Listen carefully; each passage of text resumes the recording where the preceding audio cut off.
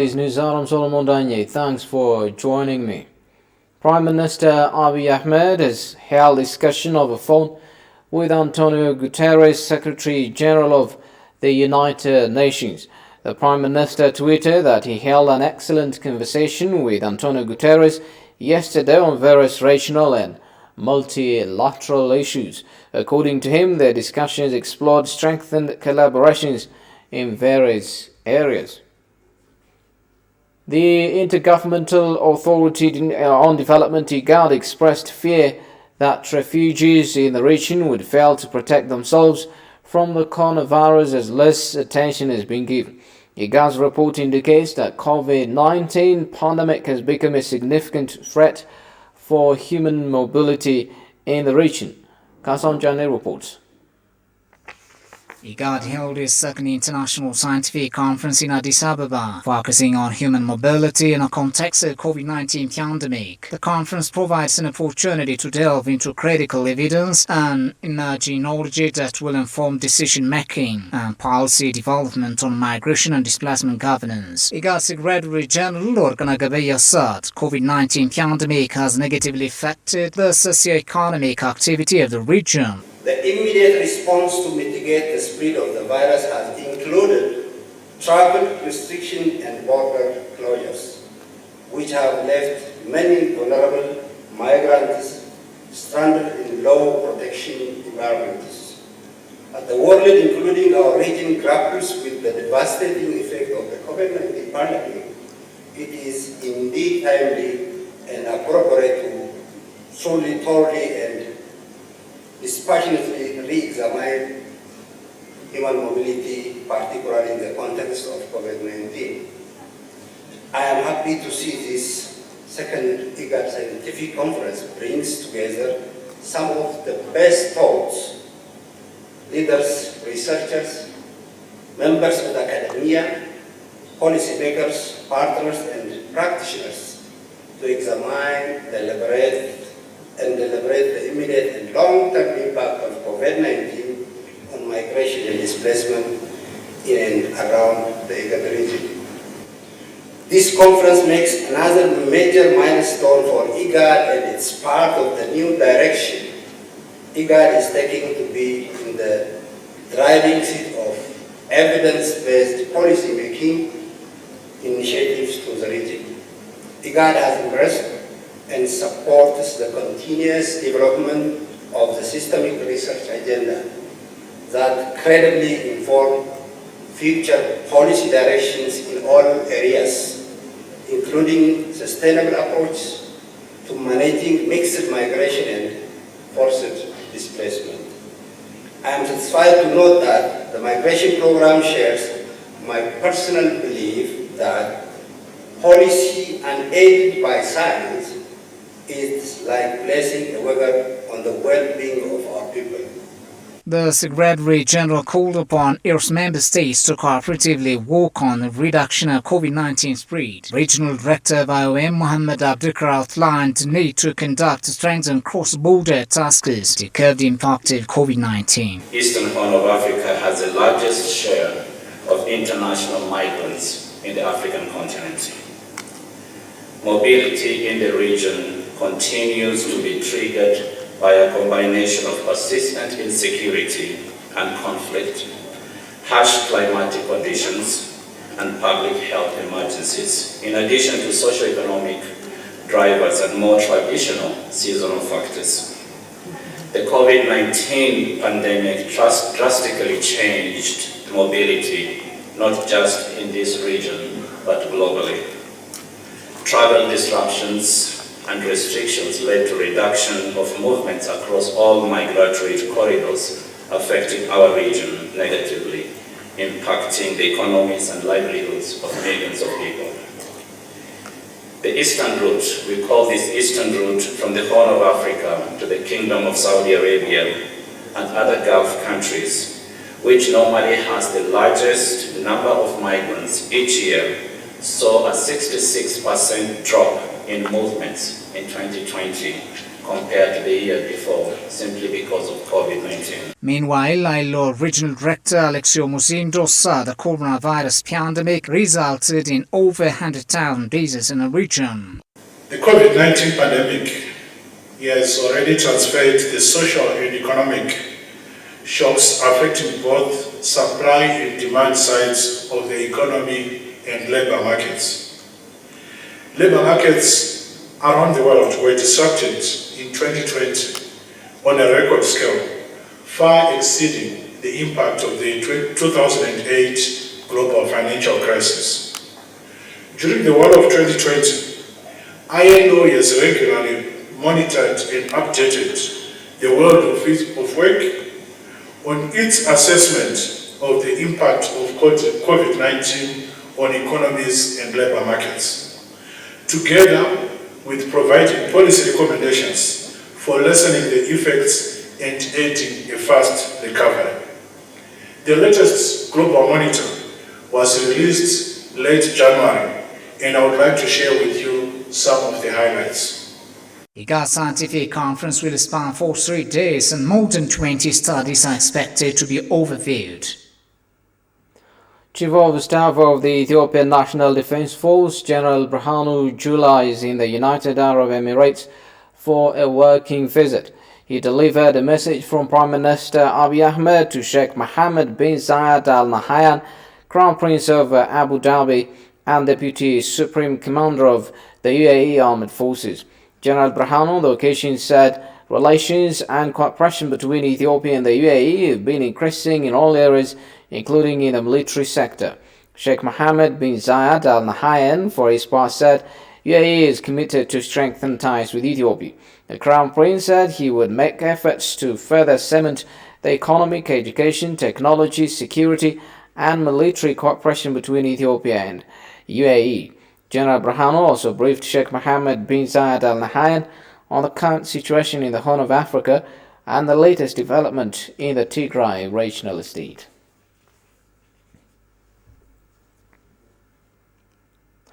House of Federation considers Sidama's formation as a 10th regional state of Ethiopia a manifestation of government's commitment to maintain human and democratic rights of citizens.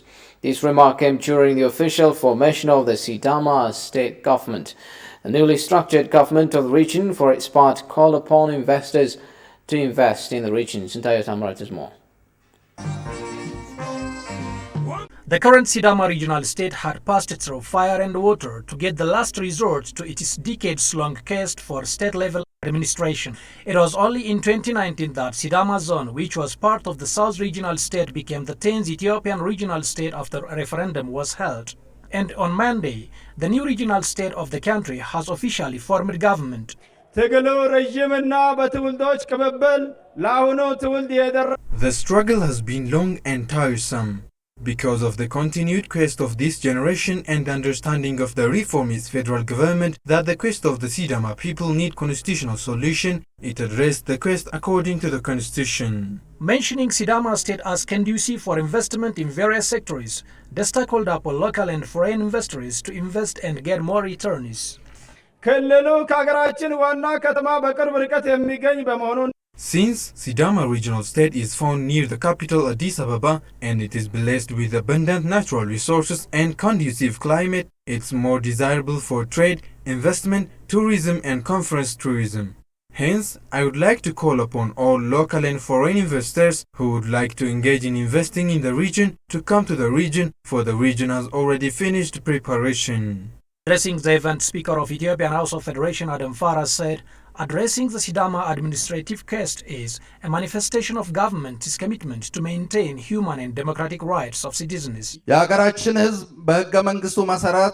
the reform emanated from the pressure of the years-long struggle of our people for the implementation of the constitution-based federal system and for maintaining the human and democratic rights of citizens, decades-long public questions of the public are being addressed. The fact that the organization of Sidama Regional State as 10th state of the federation as the constitution allows is a clear evidence that the reformist government is committed to address the long-standing questions of the public. Senior officials of federal government as well as heads of regional and city administrations were in attendance of the event that marked the official formation of Sidama Regional State. Some opposition political parties they are undertaking various activities to participate in the upcoming 6th general election that will be held on 5 June 2021. Part of this move, these political parties began their official campaign promoting their election symbols to the general public. Abdama Shagri dispatched the following report. Close to 100 federal and regional-based political parties have been registered to take part in the upcoming general election. Opposing political parties, Sumi TV talked to say they choose their respective symbol that can represent their political philosophy. When you consider the symbol, it has historical backgrounds. If you consider the struggles that American had earlier, this symbol would be considered as a mark of fighting operations in North America and in Europe too. When you consider Nazi Germany too, anti-Nazi Germany would be symbolized with this mark. Then it has got some kinds of historical backgrounds in the international arena. Yeah, we are coming with a symbol of a burning candle. This is to show the people that we have been fighting until now to get rid of these repressive elements of the TPLF. It's a long time. I've been in the struggle for the last 30 years. And we're telling the people that we are burning, and we are burning to bring light. They say they are working hard to mobilize the public to participate in the upcoming general election despite many challenges in the country, political parties said. We have been preparing ourselves for the election, but we were not able to extend our activities inside Tigray because of TPLF's repressive attitude towards us, and it made it impossible for us to move within Tigray. We are focusing on this. However, side by side, we are trying to mobilize our people. For 10 days, we are planning to have demonstrations, but the government didn't allow us to do so. Now, when you consider our leaders, they are in prison without having any concrete evidence. Then still, there are a number of harassments which are being made on the members of Bandras. Aragawi appreciated the decision made by the National Election Board of Ethiopia to extend the upcoming general election in the state of Tigray due to the current issue in the state. It was impossible for the election board to move into Tigray as much as other political organizations. So, in the rest of Ethiopia, except Tigray, the election will go on. And the electoral board has declared that it is prepared. And recently there will be a series of meetings with the political parties to ascertain this. But in Tigray, I'm afraid it won't be held in line with the other parts of Ethiopia. It will be delayed for some time.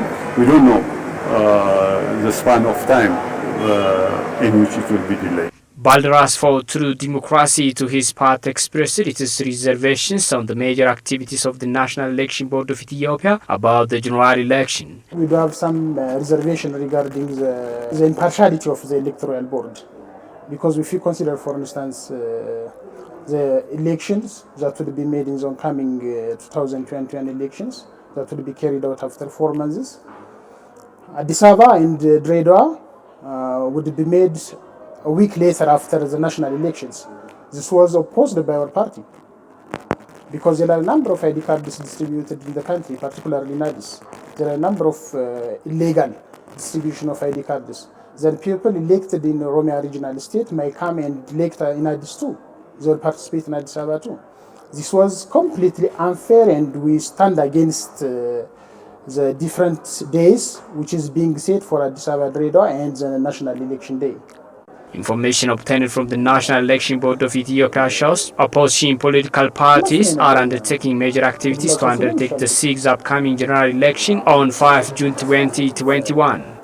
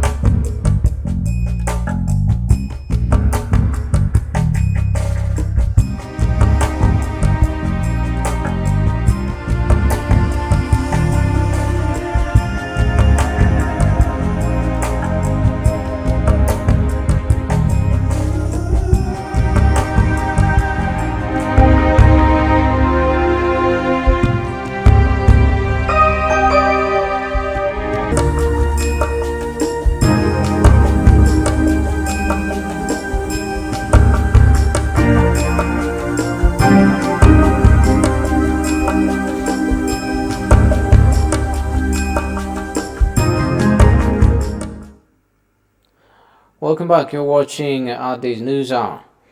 A prominent historian, Adam Kamil, stated the significance of Ethiopia's economic stability and sustainable peace for its neighboring nations and the region at large. Talking to TV Language, Professor Adam underlined the importance of keeping the long-standing partnership between Ethiopia and Sudan. Emmanuel Jorge reports.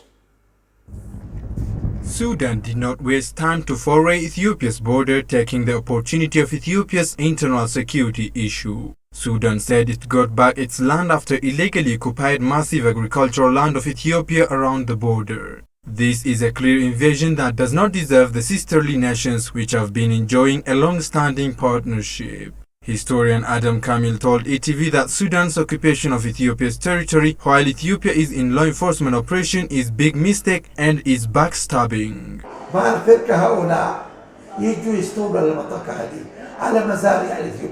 They forcefully occupied Ethiopia's territory when Ethiopian government is in law enforcement operation in Tigray. This is big blunder, and if they thought that internal conflict of Ethiopia as good opportunity to attack, they are mistaken. Ethiopians are strongly united during hard times. The victory of Adwa proves this. بما يتعلق بوحدة الوطن ما حنتجوز وعدوى خير مثال في ذلك. بزيه الأبيض وبأناقته الزاهدة تفاءل شعبنا بمقدم رسول السلام رئيس وزراء أثيوبيا أبي أحمد. Noting Ethiopia is never an enemy of Sudan, he pointed out that Ethiopia's role in ending conflict between the two wings of the current Sudanese government and in negotiating them has a paramount significance. سيد خليفة رحمه الله كان يقول إثيوبيا والسودان إخوان إخوان إخوان. محمد ورد لما كان يجي. Sudanese people have great love and respect to Ethiopia. They also show me honor personally as an Ethiopian. Plus to this, the two nations are not enemies. I remember that one of my Sudanese friends said if Ethiopia did not negotiate the two wings of the current Sudanese government through Prime Minister Abiy Ahmed, we would have turned it into Yemen and Syria. وزراءكم أبي أحمد في تحقيق السلام في السودان، والسودان اليوم كان تحولت إلى سوريا واليمن الجديدة. Mentioning some scholars' negative advocacy about the two countries' relation, he stated that Ethiopia's peace and socio-economic stability benefits Sudan and the entire Horn of Africa.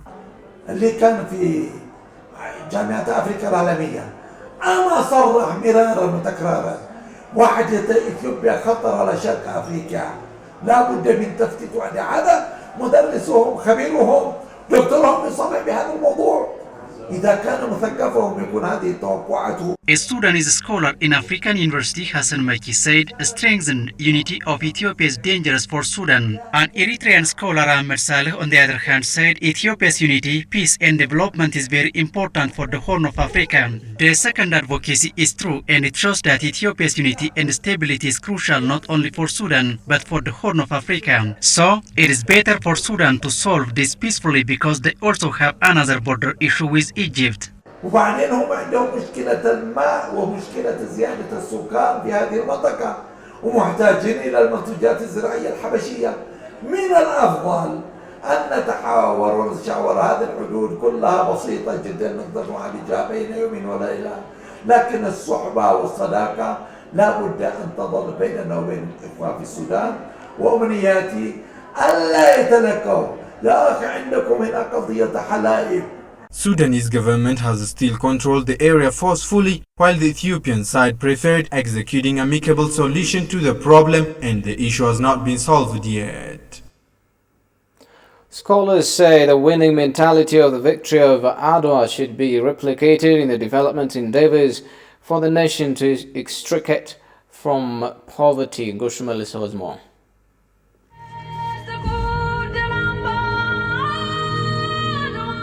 Religious and language differences did not thwart Ethiopians to respond to the call of Emperor Menelik II, a call to fight against invaders in Adwa, where a well-armed Italian troop was defeated. This event helped Ethiopians develop a winning mentality, in which scholars now suggest repeating it in the country's development endeavors to extricate from poverty. The wonderful teaching of Adwa victory should also be exploited in depth, they added.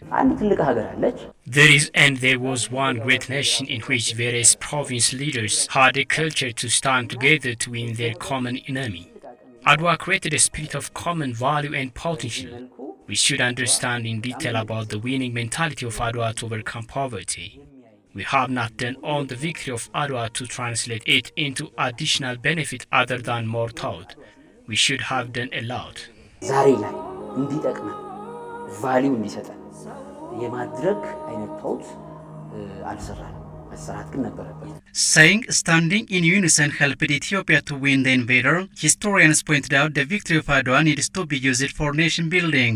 ወንድማማችነት ለውጭ ጠላት ጠቅሞናል። Brotherhood has helped us to defeat our enemy. We should avoid selfishness and register economic development. Unless we fight our common enemy, the enemy will strengthen. We are now at a crossroad. The political elites should entertain different interests of the people. In this regard, a lot remains to be done. To ensure peace, we need political stability and economy as well. So, the victory of Adwa should be used for nation building.